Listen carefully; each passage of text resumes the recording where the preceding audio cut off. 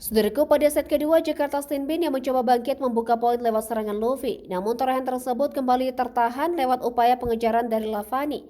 Hingga kedua tim berada dalam kedudukan yang sama kuat 3-3. Selanjutnya kedua tim saling berbalas poin dengan persaingan yang begitu sengit. Lewat poin yang berimbang 8-8, Jakarta Stinbin kemudian membuka poin keunggulan hingga membalikkan keadaan.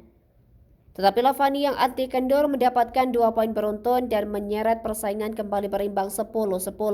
Laga ketat dari dua tim, papan atas tersebut berlanjut hingga pertengahan set kedua dengan poin 15-15. Kemudian Jakarta Stinbin yang mulai bangkit berhasil mendapatkan poin keunggulan dan memimpin dengan poin 18-17. Sementara itu Lavani yang tengah bersusah payah melakukan pengejaran berhasil menyamakan kedudukan di angka 20-20. Memasuki penghujung set kedua, Jakarta Stinbin yang semakin memanas kembali mendapatkan 2 poin keunggulan. Rivanur Mulki DKK memimpin dalam kondisi krusial 22-20 atas Lavani. Ditambah performa Luis Elians Estrada yang membawa Jakarta Stinbin semakin dekat dengan kemenangan.